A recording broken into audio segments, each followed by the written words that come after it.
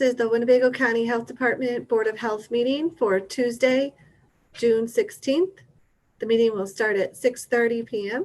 We are live for anybody on the call. We are live.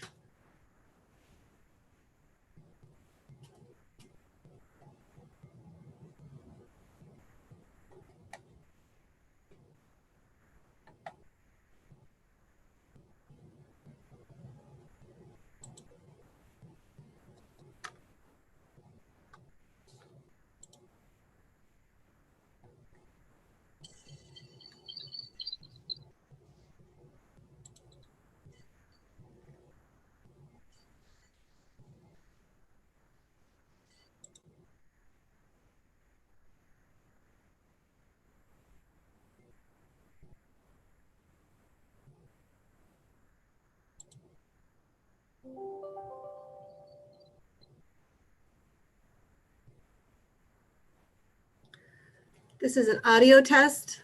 This is an audio test.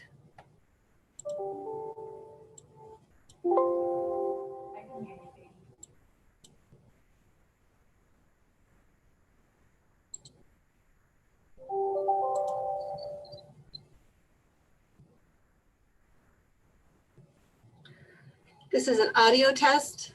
This is an audio test.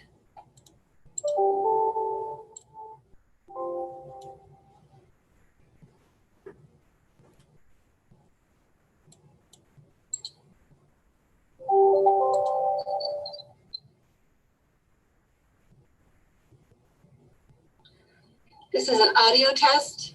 This is an audio test.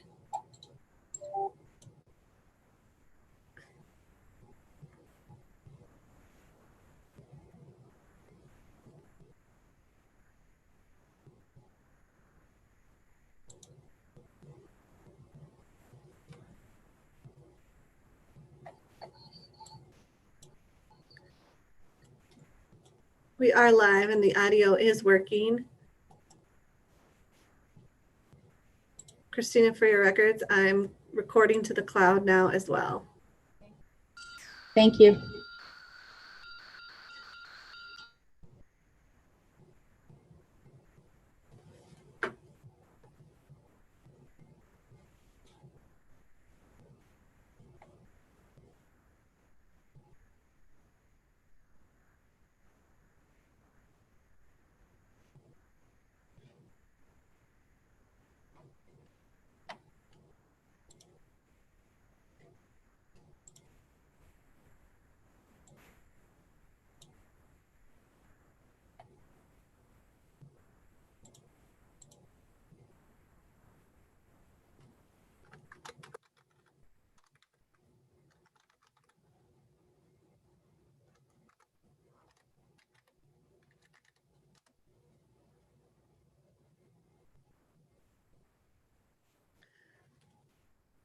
Hi there, Jim. It's Katie. Just to let you know, we are live.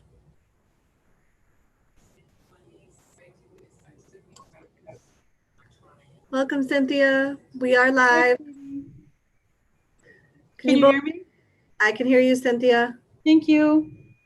Can you hear me, Katie? I can hear you, Jim. Okay, great. I'll go mute.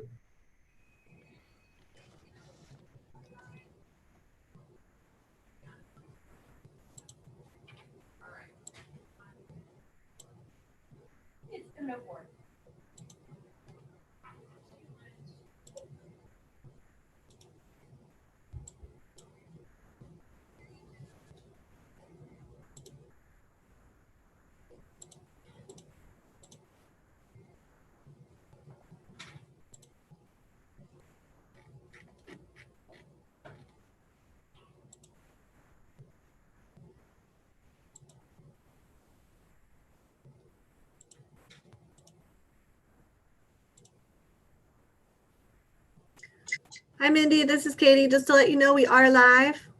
Alrighty. And I can hear you. It's the first time I've gotten the audio work. That's good. I think we can thank our IT department for that. They worked on it. Oh, did they? Good, good.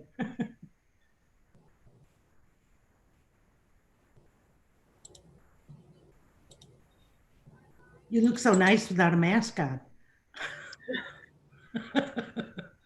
See everyone smile once in a while.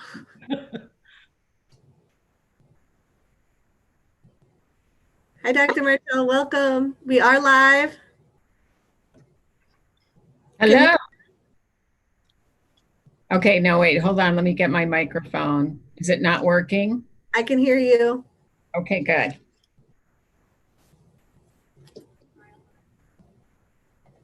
Mindy's, I can see, is zooming in from home. Yep. Thought I wanted to give it a try, and it's the first time the audio worked, so Hey, it's all maybe good. it's a good thing. And Dr. Martell, Angie. Hello, Angie. How are you? She got on by myself tonight. Now that it's almost over with, I finally figured out how to do it. Hey, we might be doing, it's a good skill to have ongoing. You never can tell. I just hope I'm this lucky the next time too, because my granddaughter's gone tonight, so she couldn't help me. I had to do it.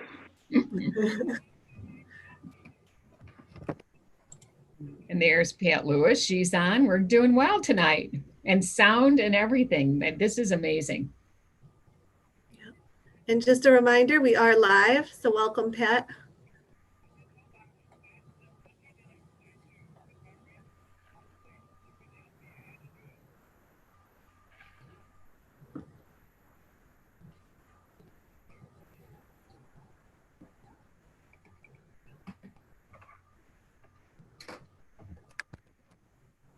Welcome, Ron. Just a reminder, we're live. Okay, so am I.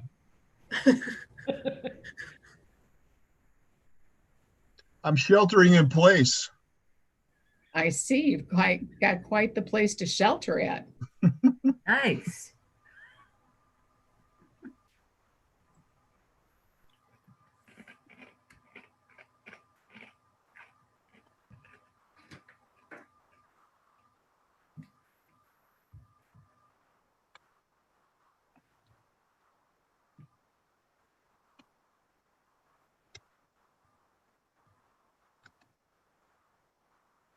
Looking good there, Ron.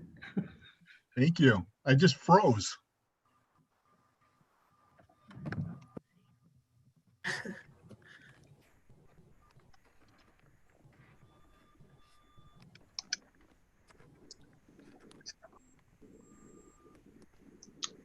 Good evening. All right, welcome. Just a reminder, we are live. All right.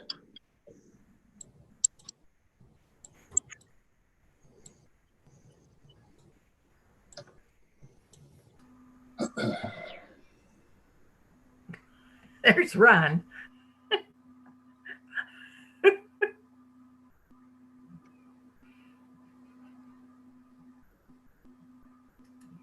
Yeah, I'm not getting video. That's all.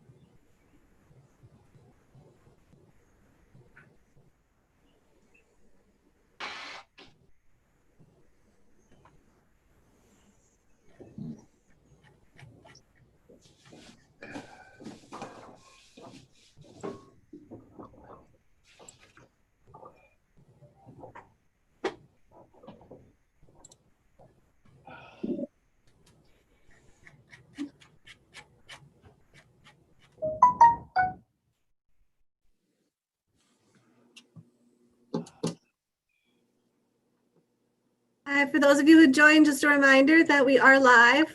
If anybody wants to test their audio, now's a good time.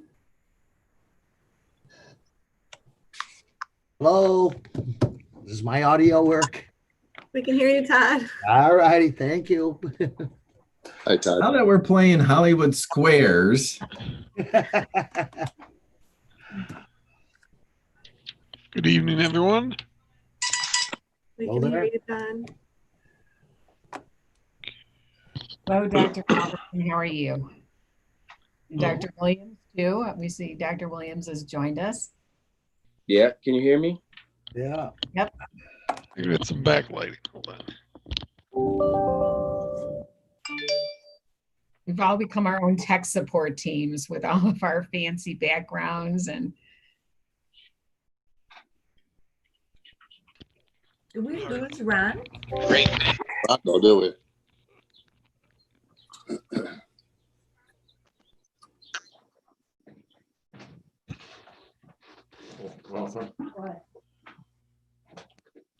There is a memo there. Should we kind of click that off? There, thank you. Dr. Helen has his tech Hi, working. Hello. Hello? alive and kicking. All right. And just another reminder, we are live on YouTube. All right, good. All right. Oh, and there's Mr. Powers. I believe that's everyone, correct, Christina? We have a quorum, and we are aware that Jamie will not be able to join us tonight, potentially. Oh, there's Charlotte as well. Man, we are a full house tonight. Everybody's up. All right. Good. Like your background, Ron. Thank you. It goes with his picture. I see. Okay, Yeah. it's 6:31, so we will go ahead and call the meeting to order. Do we have any guests or public participation that we know of? No. Excellent, excellent. Approval of agenda for June 16th, 2020. So moved. Second. Second. Excellent. Any discussion? All in favor? Aye. Ayes. Any opposed? Excellent. We need approval of the minutes from May 19th, 2020 and June 1st, 2020. So moved. Second. Okay, excellent. Any discussion? Corrections? All in favor? Aye. Aye. Aye. Any opposed? Excellent. Coronavirus COVID-19 update. Okay, now this will be the real test. If I can get this up. Is everyone able to see the presentation? No. No. Hold on. Hold You on. just took Yep, over. yep. Okay. Got it. There you go. It's there. Yep. Looks good. Okay. Now I see it. No, So- I don't have it. Oh, Angie, I'm sorry, but it's in your packet. Oh, my packet. Yeah, I got that one. Okay, it's in your packet. So today was really kind of, I know a lot of it's finance again, but it was to kind of bring you up to speed a little bit on what our local perspective of the coronavirus has been in Winnebago County. So this will be kind of our, like a monthly report that we'll be doing with the data that's been analyzed based on our information that we have. So before you're getting the preview, so we'll go through it a little bit. I have to, okay, there we go. Right. I have to learn which device I have to click on. So kind of to just give you an idea, then again, this was as of June 4th, and obviously we're almost another 12 days into it, was to take a look at our total number of tests both positive and negative. And when you look at that, we've had about 22,000 individuals have been tested within Winnebago County. So we were across, approximately more than 5% of the population being tested. If you go with the 295, getting closer up to almost 10% having been tested at some point. And I also want to make sure that the question comes up is, have the duplicates been removed? And yes, they have been. So we go through and we pull out. We do have some individuals who have tested more than once. And again, taking a look at what we've, in terms of being able to make sure that we've removed that. So this idea that we're inflating number or something by people coming in for multiple tests. But this gives you an idea, really, we're one of the few counties that have really been able to get this in the state of Illinois, because I think that becomes important. It gives us a better handle on what the disease is and activity has been in the community. So May was kind of our full month as we look through, as we go forward. You've heard probably a lot of conversation. This is not meant to scare everyone and make them all epidemiologists, but you often hear about this nought. And so you see it in the literature as a kind of NOUGHT or nought or R0. And it's defined as the basic reproduction number or basic reproduction rate. It is a mathematical formula. So it is not calculated, it's a calculation based on a formula. So it's not actually one-to-one, where it really takes a look at the expected number of cases that would be generated by one case in a population where all the individuals are susceptible to the infection. So this is what we have going on right now with a novel coronavirus, right? It's a novel, the population has not seen it before. And that means it takes a look at those in the absence of vaccination and absence of immunity from infection. So examples of some of this, I thought it was interesting for some comparison, is to take a look at when we talk about seasonal influenza. The R0 is anywhere from 0.9 to 2.1. COVID-19 was estimated at 3.8 to 8.9. There was a wide range in this variability there. Pertussis is at 5.5, another kind of highly infectious. And measles probably has one of the greatest R0s. These are these respiratory droplet infections, of 12 to 18.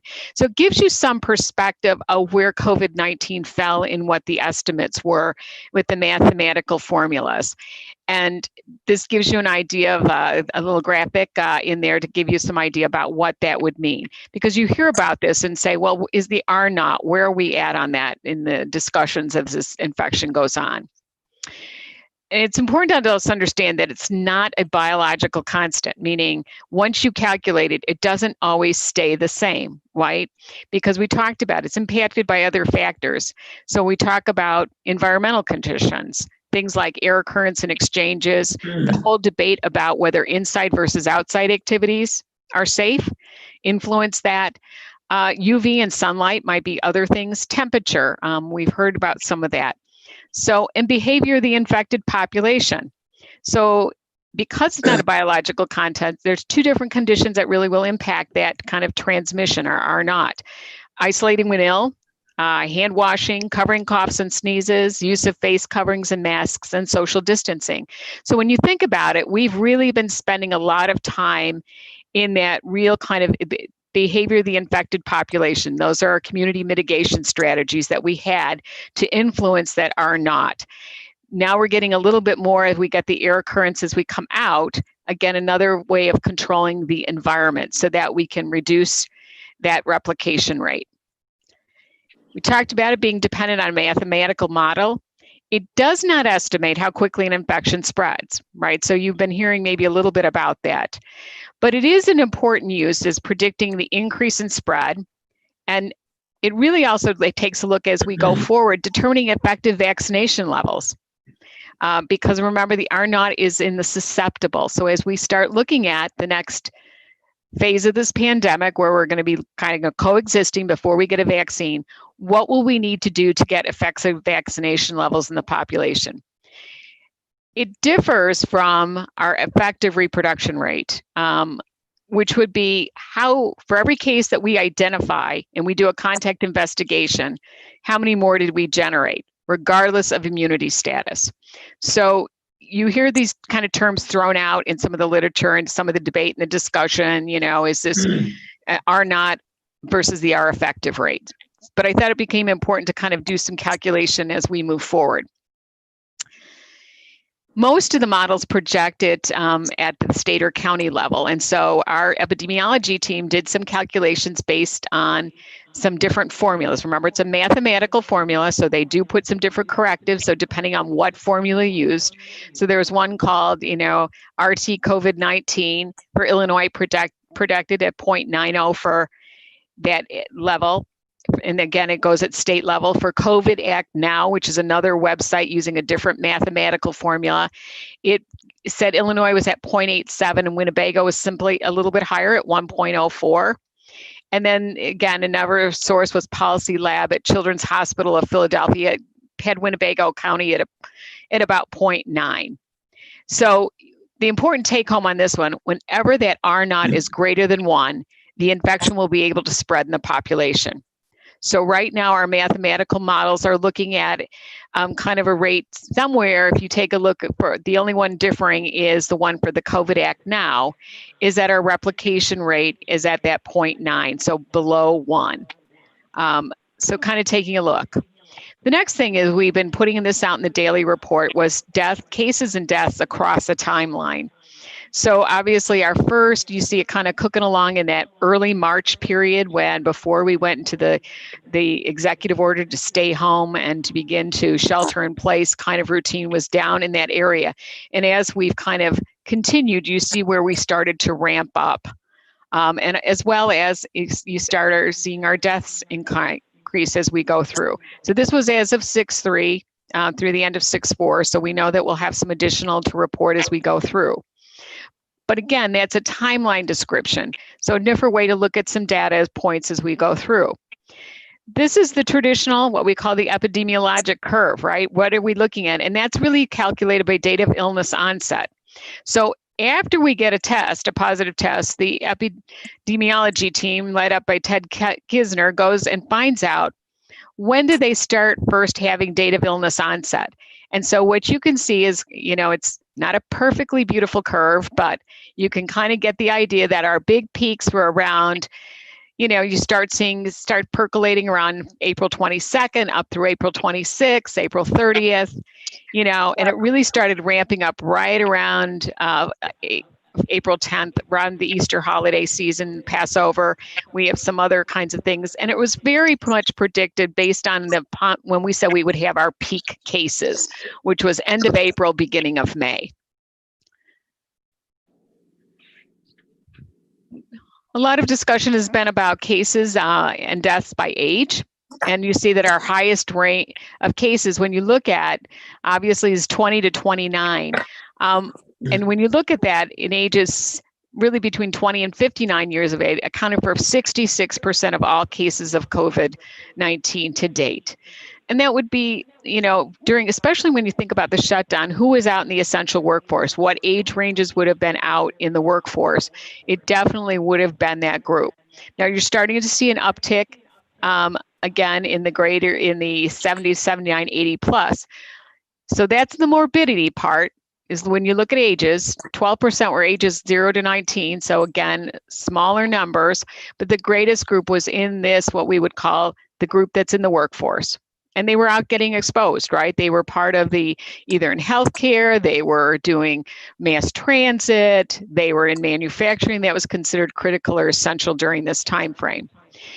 The mortality, though, was definitely in the upper age brackets. When you started to look at 86% of all deaths were associated in individuals over the age of 60. So this is your congregate living sit-in, as well as you've got the comorbidities starting to start to counteract. But again, very similar to what we saw in national data. What's a little bit unique for our area, and we'll have to see how it plays out with the state, is this younger 20 to 29-year-old group. Which seemed to be trending. Most of the groups had a little bit more of activity in the 30 to 49. A lot of discussion about, race and ethnicity, and again, by 10-year age group.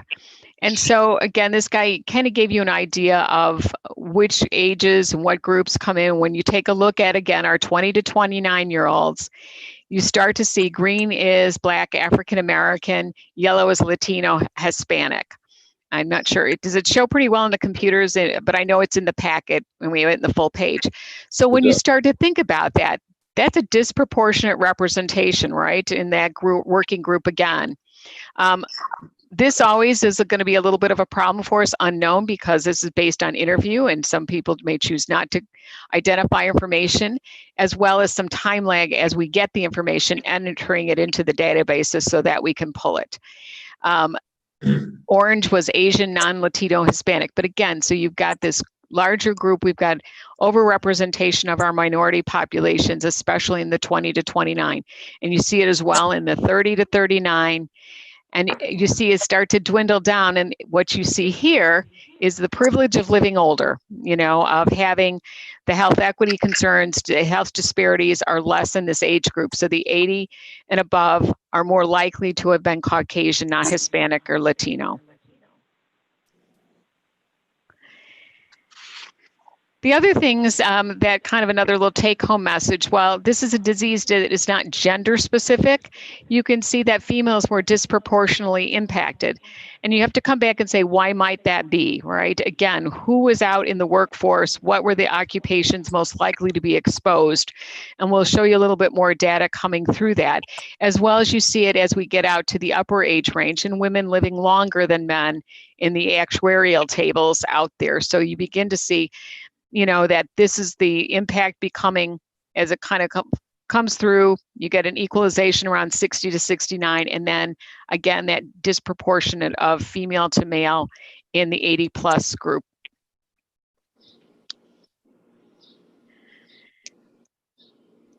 The other discussion you hear a lot about is positivity rate, which is one of the criteria for opening up our community was, could we get our positivity rate? And again, the ideal was below 20%. And if you remember, early modeling had infection rates at about 20%. That would, you know, which was a high level. Our peak occurred, as we said, at that end of April, beginning of May. You start to see the 16.9 was the highest we got in terms of positivity rate. And that's out of your total tests. It's a rolling average. So I want to, you know, make sure people are understanding it. It's calculated. Before April 12th, we really were not, you know, we had the numbers below. We're now been running about 10 and we've been actually down around 9.3% as we went through. So the past 14 days, we've been below 12% for a one incubation period. The interesting part was with increased testing, the positivity rate has declined. Now you've heard a lot of discussion about that, but I want to be clear that there might be some other things that just besides number of new tests. One was the expanded criteria for testing to include asymptomatic. So that, again, people that were not symptomatic then became eligible to get testing. And when you think about this, about 8.9, about 9% of our population has been tested as of June 9th. So we've got a good snapshot that that infection rate was running at its peak just under 17%, and now is kind of leveling off at about 10%. And I'll ask Todd Kisner what our positivity rate on flu is off the top of his head. Our baseline for flu.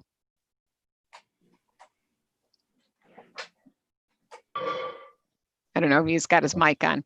There we go. Our positivity rate, or our baseline for flu is 1.8. So again, when people talk about, is it the same as seasonal flu? We certainly have a higher rate within that in our COVID. So when we started to talk about flattening the curve, what did that mean for us? Was looking at these doubling periods. So you can see as we were ramping up, we had approximately a 5-day doubling period, went up to an 8-day, 12-day, and it's currently greater than 20 days, so that you get that kind of, if we were to extrapolate that out, we would start to kind of, and actually begin to see probably, you know, kind of a total plateauing. So keeping that as without an accelerated ramp. Which is you're starting to see in some of the states that have opened up recently, have had some issues with that rapid doubling rate.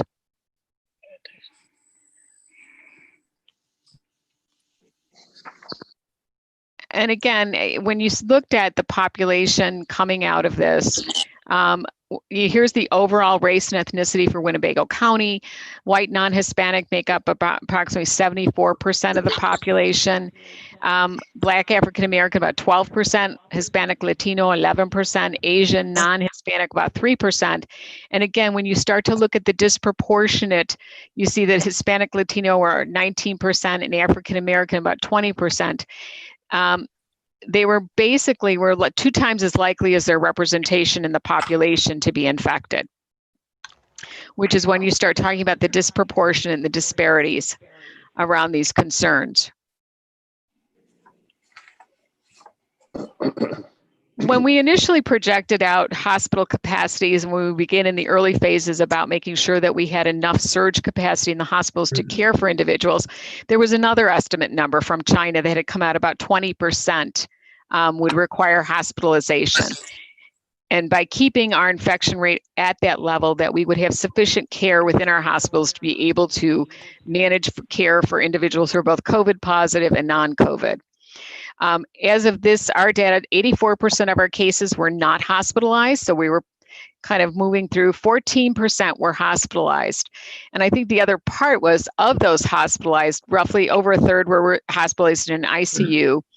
And again, 16% of admitted patients required some form of mechanical ventilation, which was a lot of that discussion early in the infection phase about the concerns regarding first of all, did we have enough, ventilators capacity, but also as the experiences out of Italy, how did you wean people off of them? What were the complication rates associated with it? And I think there was some information that just came out today that a steroid that's commonly used was reduced the need for ventilation in a significant portion of the population. And what you heard for most of our providers in this community, we're trying to keep people off as long as they could from that, because it had such a negative outcome in the European experience.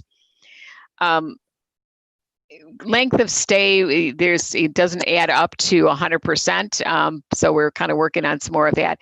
But you think about this, over 3/4 had a length of stay of 10 days or less. And there was some data out there that, people were needing a month at least. So again, our average length of stay was less than what had been predicted by the models, but 7% had a length of stay of 21 days or more. So I think that, out there we're at, 3 weeks, and we know that as this virus was harder to wean individuals off ventilators, the longer they were mechanically ventilated. 2%, it was an unknown status. So again, take-home message was, the severity of this illness was less than the models predicted, was a positive thing. Our hospitals were able to maintain its capacity. In addition, the provider community had learned to care for individuals without mechanical ventilation. So that lessened the complication rate as well. We look at some of our communities of concern. We've called it the COC. These are our zip codes with the highest rate. Our calculated rate for our population was just over 800 per 100,000, so we can do some comparisons. But our top 5 zip codes, when you looked at that, 61101, 61104, they had almost 1.7 or 2 times the rate of infection. 61108 had it 1.5 times, 61102 and 61103. And then just for frame of reference, to let you know where those zip codes are at, if you're not familiar with all of them. So our biggest, again, which we would have predicted, were in our most population dense areas of the county, in the city of Rockford and adjacent, to our next municipal areas. This slide, I know it looks better, I think in the packet, it's kind of talks about those same zip codes. We looked at 61101, 61104, and 61108. So what you also see again is that expression of the higher disparity rates among African American and communities of color, but it was also in higher communities with lower socioeconomic status. So again, that debate and discussion regarding individuals who needed things like healthcare. When you start looking at percent without insurance, you start 61104, 11.7 or almost 12% were without insurance. you talk about the low educational attainment. So we're also looking at those, not only the socioeconomic status, but really the lower social determinants of health. So these were communities already struggling. And so to put a pandemic on top of this created some more difficulty in terms of being able to manage, harder to isolate and quarantine in place when you have congregate setting, when maybe 6 of you are sharing a 2-bedroom apartment. And so again, unemployment rate was high, so more people in the home environment. But I think it just bears out that same kind of, when we're talking about health disparities, even during a pandemic, they continue to express themselves on our communities of highest concern. So this took a look at it, we talked about those congregate settings, which really became one of our again, as we looked at our communities of concern, locations of concern, why were the highest rates of infection? So then we did it by congregate setting type. So skilled nursing facilities, and the beige is the employees and the green is the resident. And so I know that there was an article that came out where the World Health Organization, they thought asymptomatic transmission was rare. I think this was, when you look at these infections, they occurred after these facilities had been locked down, shut down to visitors. There was already screening in place of healthcare workers. So anyone with a temperature, anyone with signs and symptoms was not allowed to come into the workplace. But it did not spare. When you think about senior living, we've had those are kinds of things like the retirement communities. So looking at some of those numbers, group homes, this is our congregate settings for adults like milestones and stepping stones. Again, high rates of infection, what I would say, almost 1-to-1 between staff and residents. And then you have some more out there. This includes rehab, treatment centers, homeless shelter. And that's where the staff were more likely to be infected than the actual residents. But again, group here is, the groups that we're looking at are the ones with the highest mortality. So very concerned when we see this coming out. And now IDPH guidance is they have to have a regular plan for testing of both the staff and the residents. So been working with River Bluff to get theirs together from a county perspective, but this is why they have not opened up. And, I keep hearing about why can't we get, visit our loved ones, very isolating time, but at the same token, our most at-risk population. And again, taking a look at, was there a difference in race and ethnicity based on employee versus residents?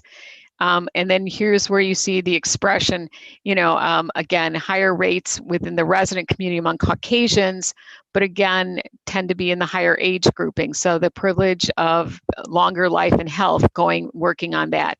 Whereas you see a more equal distribution between Caucasian and African-American, and then closely followed up by, at that point by the Latino population of these are the groups in the workforce. Within those settings.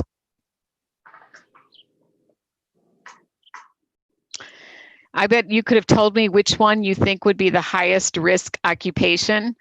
Okay, for all you retirees, none. Retired not working was the highest occupational risk. But again, that reflects, I want to be clear, that reflects the congregate setting. But when you take that out, you think the next number 2 is healthcare or direct care provider, right? These were the individuals working during this time frame as essential healthcare workers, especially in, both the hospitals and the congregate and healthcare settings, long-term care. Followed closely by factory worker. I think that a lot of the discussion focused on food service worker, but factory worker was the 3rd ranking occupation.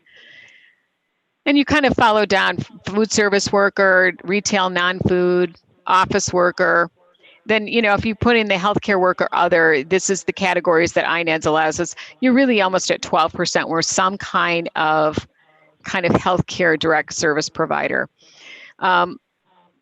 This is a larger grouping because it's spread out across many, but if you were to look at like our top 10, then you look at how our transportation sector was impacted as well. And if, for those of you who recall, Rockford Mass Transit had to shut down almost 50% of its lines due to infection among its workforce. So we know that this was another group that as we look at mitigation strategies, how do we bring them safely into the next era to protect the drivers as well, again, in the sense of that was a high-risk occupation in that grouping.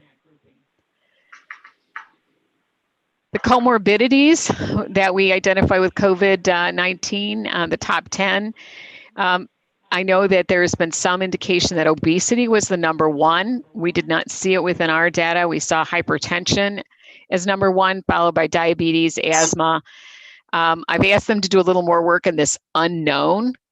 Obesity came in the top 5. I think the other part is to look at 6, 7, and 8, which are your current smoker, former smoker, chronic pulmonary. One would have might thought that that group might have had a higher risk for a pulmonary infection. Number 9, cardiac disease. They separated that out from hypertension. Number 10 was chronic kidney disease. And again, this is identified through interview and review of medical records submitted by reporting healthcare providers. So, I think we might argue that some of these are not distinct categories, but when you start to think about that's it, when you talk about the top 3, you could have probably predicted this without doing a whole lot of, analysis, but it has borne out for us. I guess we have an extra slide there. So what were the comorbidities associated with death? Because again, I think many of you have watched some of the press briefings where I've had to defend the coroner and his coding of death certificates, because there's always that kind of argument, well, would they have died of something? Well, sure, everyone will eventually die. That's kind of the inevitability of this. But I think what's, when you think about 59% had no chronic condition or comorbidities. So despite the fact that people, there was a higher risk, 60%, really close to that, had no chronic. 15% were unknown, and again, 26% that we can identify had chronic conditions or comorbidity. And the leading one was cardiopulmonary, congestive heart failure, COPD, hypertension, myocardial infarction. We saw 15% had some form of dementia, being Alzheimer's and another form. 15% renal disease and 15% other. So again, when you think about comorbidities, the kind of concept that everyone must have had some other underlying condition did not bear out from our information. But when you started to look at those that did, this cardiopulmonary group was more likely.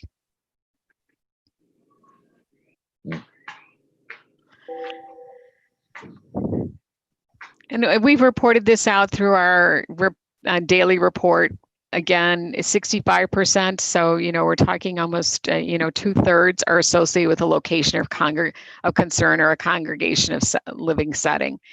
And about 35% were not. So these were individuals that may have been independent at home and then been hospitalized from that. And we were a little bit higher than the state average on our congregate setting, where they had estimated that 40% from their provisional data had been associated with long-term care facilities.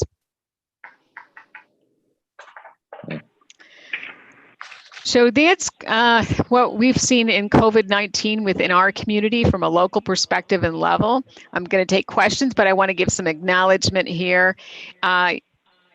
People that are not on the call with us right now, but Angel Abraham, who is our epidemiologist, Abby Kittler, who is our student intern epidemiologist, and Peter, Director of Data and Quality, are the ones that help pull this data together. And of course, in the background are all the contact tracers and disease investigators who called and contacted when you backed up to this very top number. I'm going to make you dizzy now as I go driving fast on here. Sorry.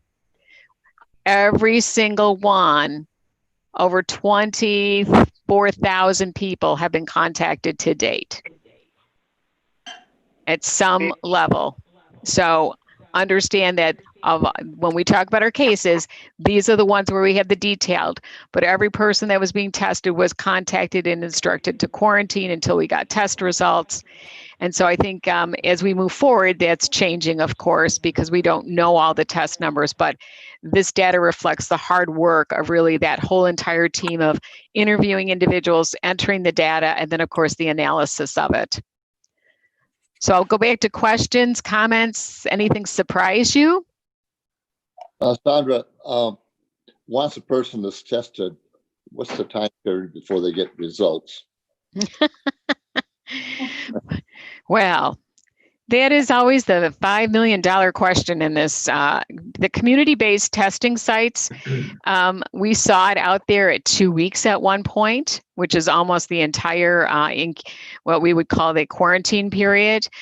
Currently, it's running about 3 to 5 days based on calculations. But, you know, this has been if you go for the hospitals now that are doing some of the pre-op testing as part of their, if you've done any elective procedures now, they do mandate that you have a test 72 hours prior to say you are COVID negative so they can appropriately manage and prepare for you for your procedure. Those tests are being sent and those are typically coming back in 24 to 48 hours. So the time frame's improved substantially from the beginning. Oh, yes. Sandra, are those tests that they're doing at the hospitals incorporated into our numbers as we go along? Yes, Pat, they are. They are reported to us through the INED's reporting system, and including the point of care or where the rapid tests are also being reported.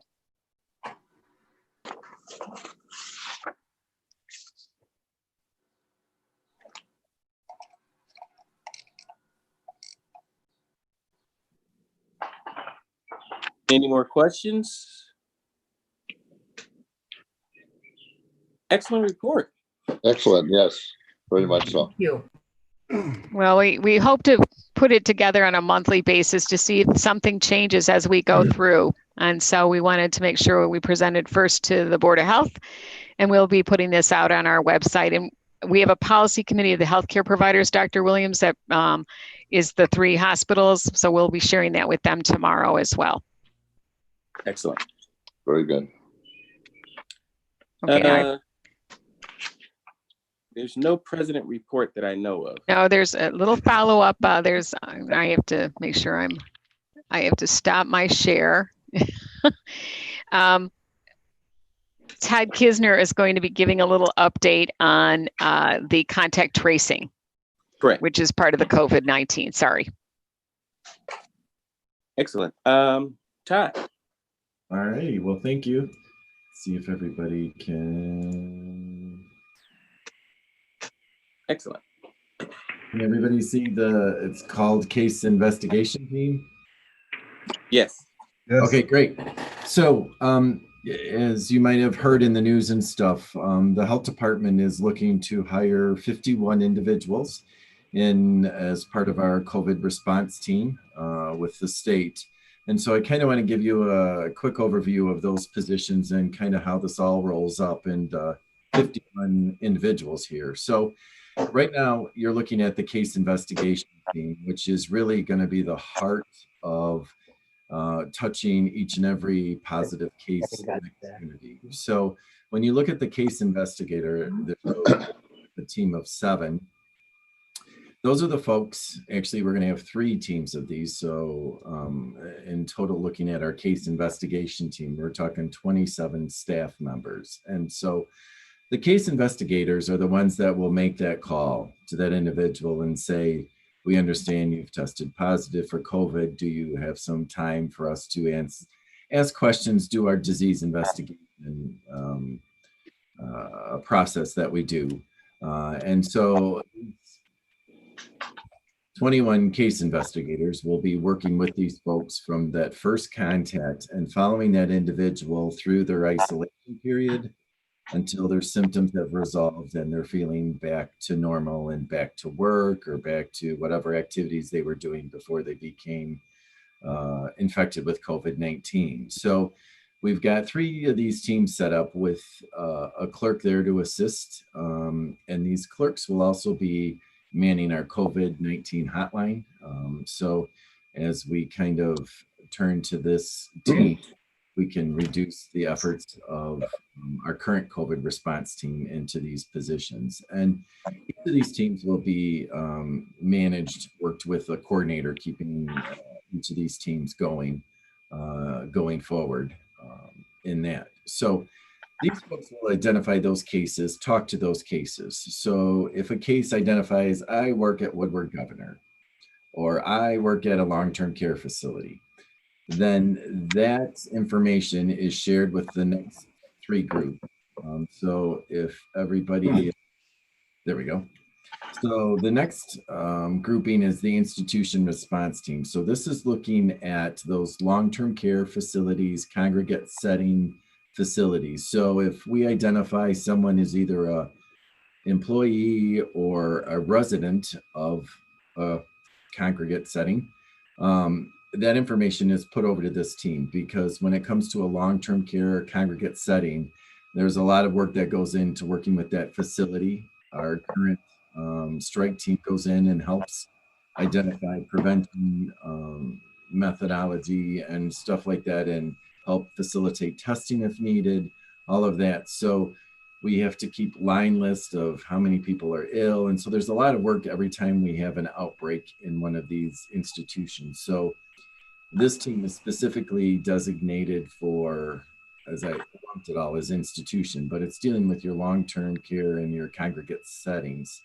And built into these teams are also a contact tracer. So in all of this, as we start that kind of ballooning. So if you've got the employee, but that employee went to a birthday party, went to something else, went to the movie, whatever it may be, our contact tracer assigned to that unit will then try to reach out to those other contacts to our case to then, talk to them about watching for signs and symptoms, possibly quarantine, depending on the situation. So we've got this team set up to handle long-term care aggregate setting responses as we identify more cases or outbreaks in those type of situations. And looking at what I call the business response team, that's really looking at either food establishments or lumped in non-food establishments. So a Woodward Governor would be a non-food establishment, a local restaurant. We don't have any food processing facilities in our county per se. So, our restaurants, maybe a grocery store, something like that. So we're kind of now looking on that business end for this team to identify. And the same situation is there, working with the business and trying to identify who a positive case would have come in contact with. How do we notify those employees? What messaging? So again, another team specifically identified to address COVID in a business situation, which both of these we've worked really well with in developing up till now. And then the last team is school daycare response. So this team we haven't had much experience with this to date because our schools have been, closed, and the daycares were pretty much an emergency for essential workers. So this group, we believe, as we get back to the fall, and depending on how school comes back, that this team may effectively be very busy at the beginning or at any time during the school year if COVID would happen to be present in the student body or faculty or staff. So we've got these, once identified, be able to work on this section or this part of our community and trying to get a response to prevent further spread and contain what we can. And then how all of these positions roll up, we're looking at two supervisors, really, one to take over to supervise the case investigations, one for the response teams. And then we've got an epidemiologist strictly for COVID-19. So the epidemiologist will be working with Peter in conjunction with Peter as the Director of Data and Quality. And then we have three coordinators, as we're calling them. One is a communication. So they're going to be working with Katie in developing the messages that we want to go out about the masking, about if we have a school, what we want the schools to help schools identify, develop in response to COVID. So all that materials that I may use or need to develop in working with Katie to develop that. We've got a community of concerns coordinator. So as Dr. Martell had presented earlier about the disparities in the communities, this individual is really going to be working within those communities and identifying ways that we can get further into those communities to lessen that disparity in regards to COVID-19. And then the resource coordinator is that individual that as families, individuals go through that course of COVID-19, if they're going to be off work, do they need help meeting applying for unemployment? Are they able to get food in their house? How can we facilitate getting food to them?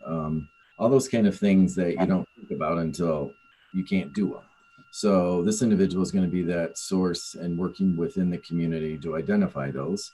You know, if you can't pay your rent, where can you get help? Or, you know, you can't get out to get food, so maybe we can work with Meals on Wheels to deliver food. So this resource coordinator is that person that's really going to be knowing our community resources and where people can go to get help. So you roll all of them up, and that is what we're rolling out as our COVID response team and respect grant that we received. So exciting times, new faces, new talents, new eyes. So we're excited on this end to get things rolling and get up and having the team here.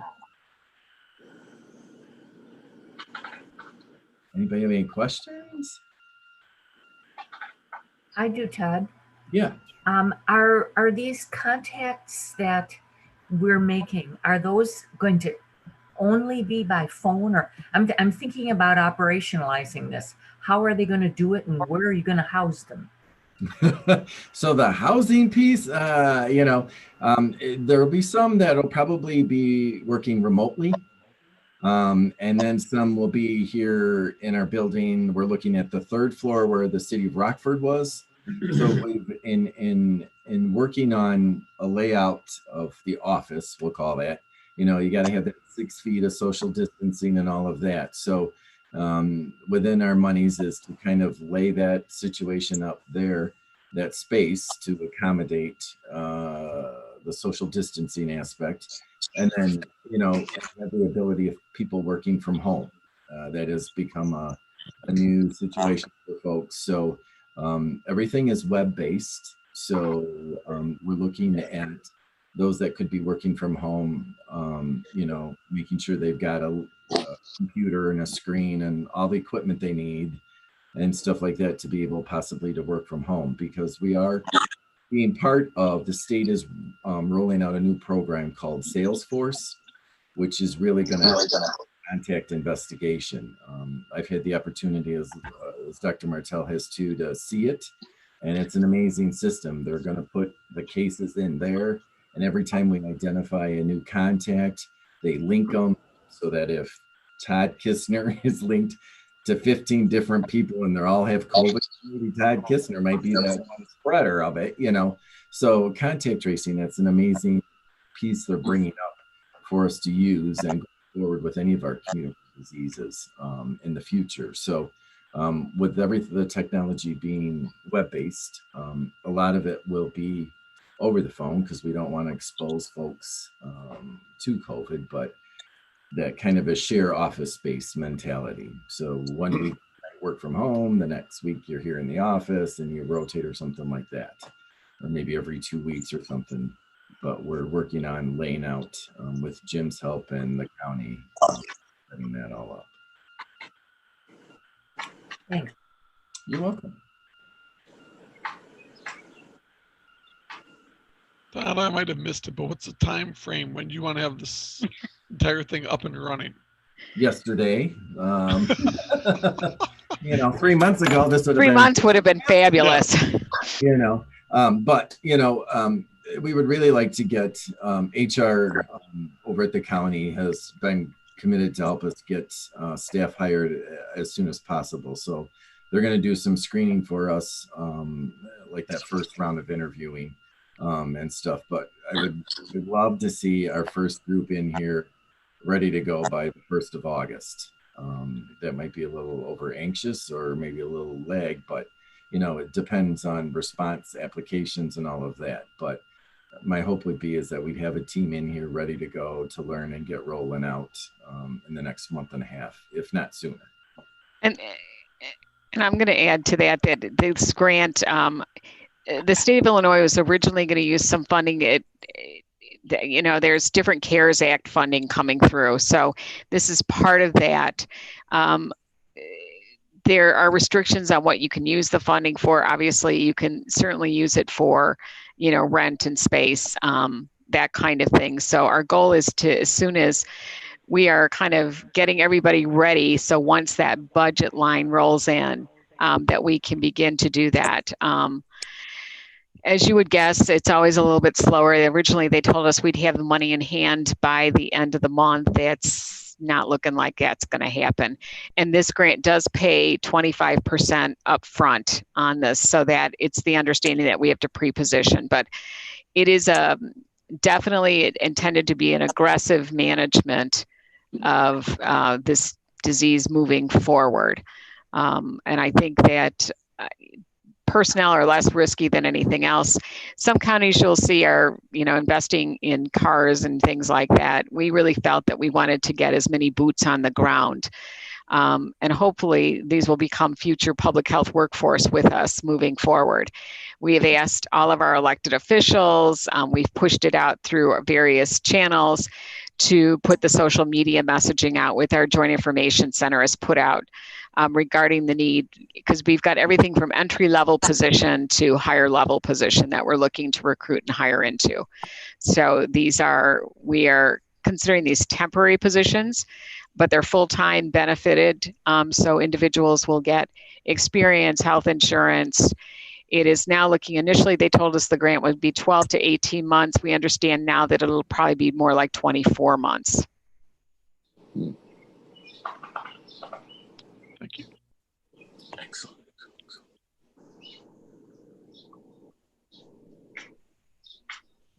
Excellent work. Do we have to vote on this, or has already been approved or rolled into finance? In finance. Finance, that's what I thought I saw.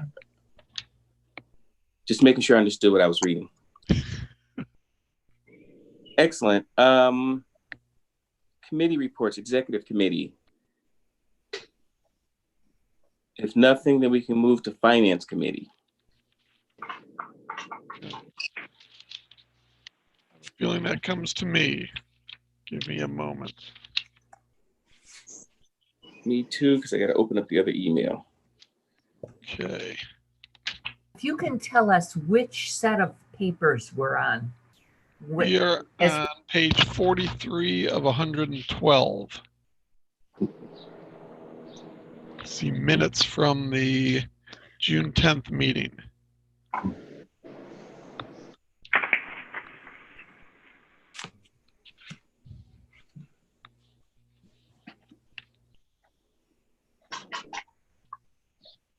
Okay, is everyone there? Move acceptance. Thank you. Thank you. Any questions or discussion?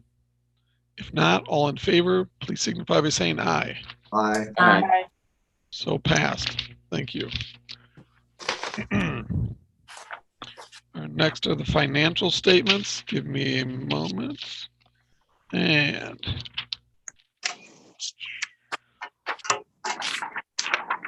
first is we need a vote for the approval of health department expenditures incurred during the month of April 2020 in the amount of $638,672.06. So moved. Second. Thank you. Do we have any questions or comments? If none, all in favor? Aye. Aye. Opposed?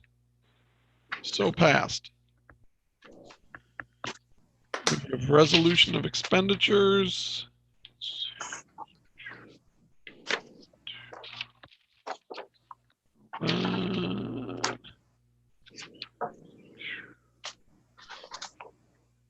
The May one's going to be in your packet that was sent this morning. Yes.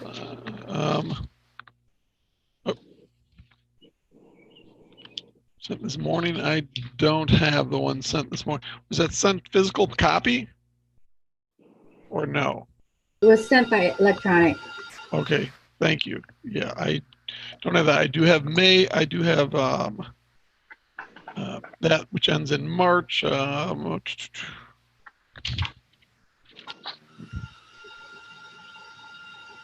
Bear with me, people. I am sorry.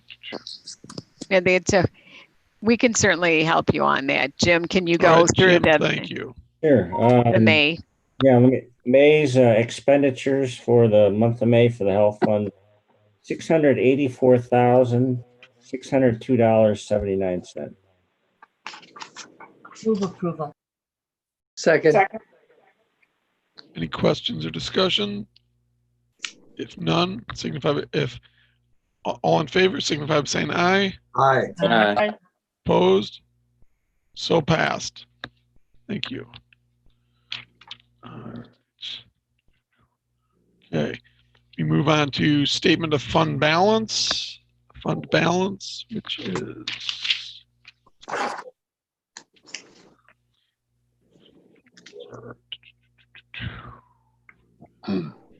For which month, John? bear with me. I'm trying to. I can roll through both months if you'd like. You're on mute. Please, Jim, I appreciate it. In April, we had revenues of 686, 564.87, and disbursements of 642, 329.35.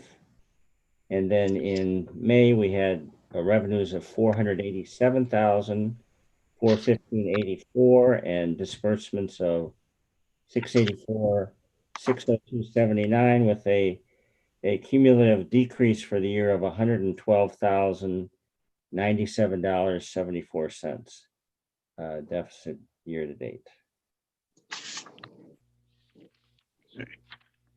Thank you. We move on to the financial review. Jim, I'm going to let you take that too because I can't bring up Okay. the Zoom meeting and the latest download. All right. In April, we were at revenues of 4,520,000. I have the wrong number. For April, the 7th month of the county fiscal year and the 10th month of Illinois fiscal year, we had actual revenues $5,228,536.94 based on a budget of $6,846,960.17 with a variance of $1,618,423. For expenses, we had 5,000,000 actual unencumbered, 5,139,790.44 with a budget of 6,850,162.67 and a variance of 1,710,372. Now in May, which is the 8th month of the county fiscal year, the 11th month of our state fiscal year, we had actual revenues of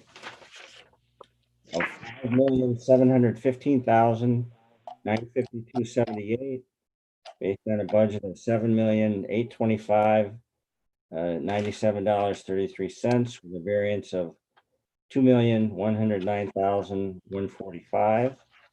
And then our actual and encumbered expenses were $5,828,050.52 based on a budget of $7,828,757.33 with a variance of $2 million and 707. $2 million 77. So.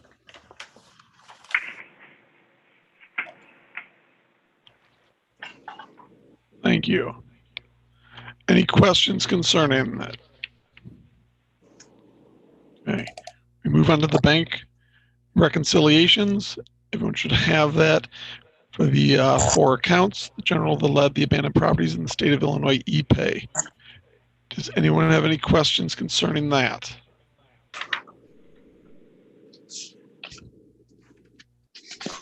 Okay, none. Move on to revenue and expenditure reports. Jim, I'm going to let you take that also, please, for both months.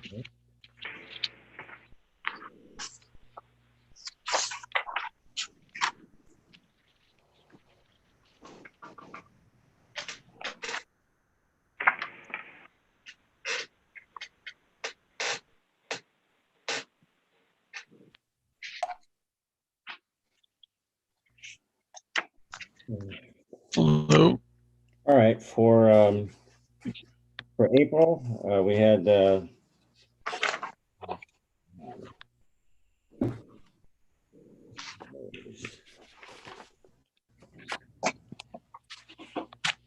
Jimmy, it should be 64 of 112, or which yeah, that's for April's. April's. So we're back to the large packet. Yeah, you're back to the large packet. This will be our last month. We had of having 2 months of finance in the same document. It's okay. I just need a hint. Right. Yeah, So me too. in April, we had 686,000 in revenues and 638,000 expenses. 7206 for. At that point, we were year to date. We had a 88,746.50 surplus. Then in May, we had quite a bit less revenue of 487, 415.84, and then expenses of 684, 602.79. And as of the end of May, we're running a deficit for 112,097.74. But with 4 months left to go, we still have 2 quarterly applications of levy funds, and then we have a grant for the COVID-19 crisis, which is kind of fortifying our administrative base. So we'll be covering some fixed costs that are normally covered by the levy, and then starting in June with this contract and the contact tracing, we'll probably subsidize a lot of the disease control or health protection funds that were normally provided for by the levy. So I think going forward, we're in pretty decent shape. Okay. Thank you. Okay, we move on to the emergency reserve graph, which I have up through April, where we are a little above where we were a year ago, 2019. I do not have May's. I'm assuming that is the same. Still above a little bit where we were in May of 2019. That's correct. Correct. Thank you. Does anyone have any questions concerning the emergency reserve?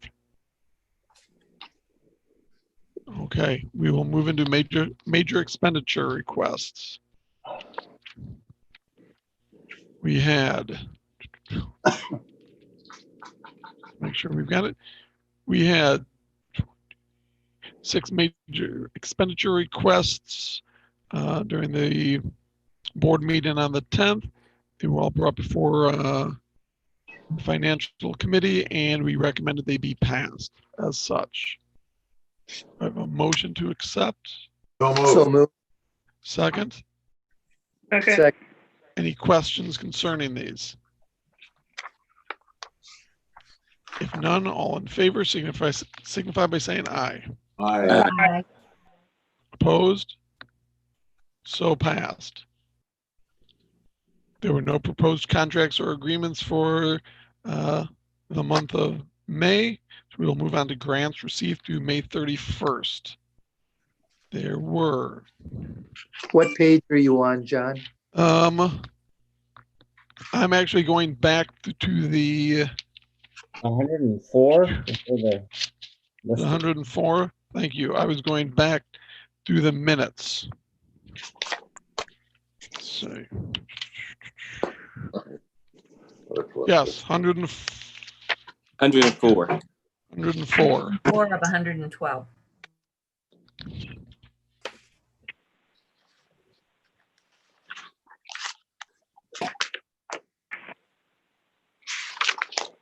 We had 13 grants, one of which was new for a Department of Human Services for breastfeeding peer counselor. These were brought before the Finance Committee. We recommended these all be accepted by the board per group. Do I have a motion to approve? So moved. Second? Any questions? If none, all in favor signify by saying aye. Aye. Aye. Opposed? So passed.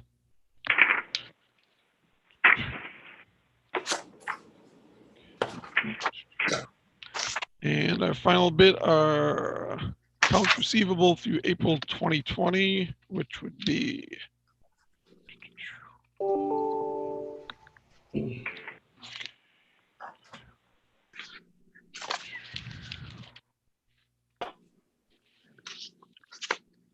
That's 12 pages towards the end of the second packet that came out. I'm sorry, I do not have that second packet. I cannot bring up. Okay, it's an up-to-date schedule of everything that was collected and billed through May so far. And everything looks reasonable. We're catching up on some of the programs where we had late contracts, and we're dealing with some line item transfers and some amendments, and taking every opportunity we can to get the most resources out of these programs. And at quarter's end, at the end of the 9th month, then I'll have these all up to date. Okay, thank you. Unless there's something further, that should be it for finance. Quick question. Yes. Under policies, it says corrective action plan to audit by Illinois Department of Human Services. I apologize. You're muted, Sandra. There you go. Still. Oh, there you go. Yeah. We have put into the Finance Committee review was seen the policy related to the subrecipient monitoring. If you remember, that was one of the conditions that was placed on the last audit by Department of Human Services. So that is what is at the back. This starts on page 105 of 112. And it is the subrecipient monitoring policy. So this will be implemented for any program that we are having a subrecipient. So for instance, teen pregnancy prevention program will have that. The Ryan White program with the health departments, when we had those, would have been a subrecipient agreement.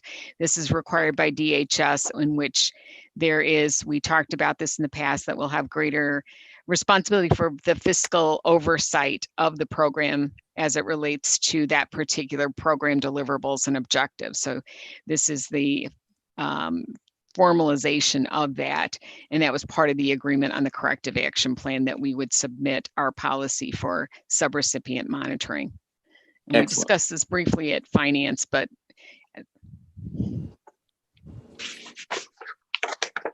Excellent. Thank you. Okay. Policy Committee. We did not have a meeting, but we need to approve the minutes from a lifetime ago, March 11th, 2020. So moved. Second. Any questions or corrections? All those in favor, aye. Aye. Aye. Opposed, nay. That's it for policy. And we will be having a policy committee this month with some an environmental variance scheduled. Sandra, will it be a Zoom meeting then, I assume? This will be going into July. We, again, will be able to go to smaller groups. We can do, again, that's kind of open for discussion because we can maintain social distancing on some of the smaller committees. But are you coming back into the region? Well, I'm here now, but we're leaving Monday. Won't be back until August 3rd. Okay. Bye. And I think that that's part of the group's, kind of discussion, as to, at this point in time, there's been no change in the executive order that would allow us to continue under the Open Meetings Act to conduct remote Zoom conferencing.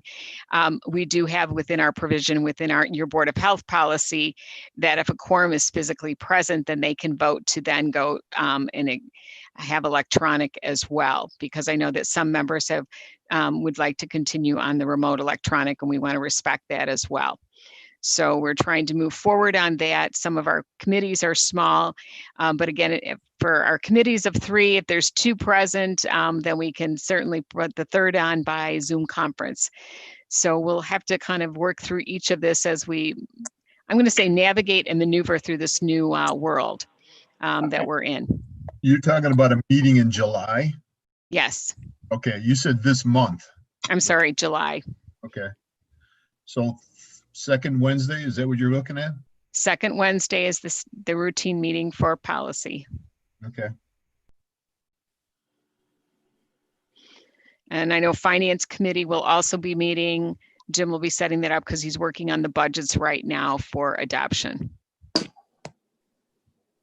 Okay.